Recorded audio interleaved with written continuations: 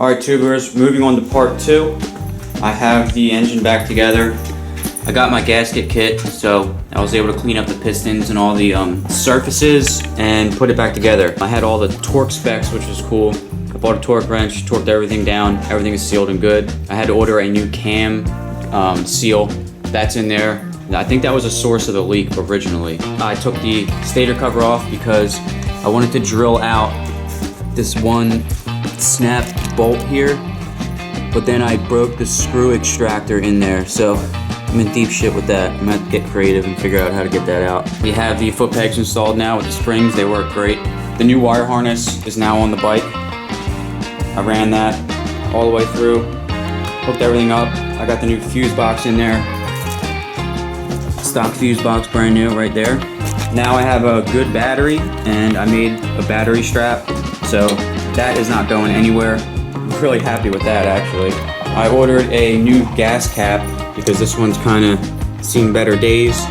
Now I don't want to put something that has like this bad chrome on it on the nice clean painted gas tank. Also ordered a Petcock Reseal Kit, so I'm going to take this apart, clean it, put all the new rubber gaskets and stuff in there. I have new grips on the way, some sweet like tracker grips that got a little bit of a contour to it. They're going to be really cool. I took the clutch cover off, I painted that. I'm going to clear coat that later in this video. Obviously the carburetors are on, the air box is on, so we're moving forward with the reassembly. We've got the ignition coils on there. The headlight's ready to go back on.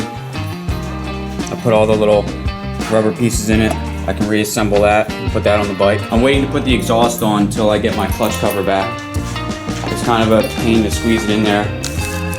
These guys right here, they're gonna go on the side covers. Got my graphics kit. Later on in this video, we're gonna be putting on the graphics and doing the final spray of the clear coat. Also went ahead and chopped up the XS360 fender I was telling you I was getting. I chopped it in half, I made some nice radiuses. I got the back fender chopped up and I drilled the holes for the taillight.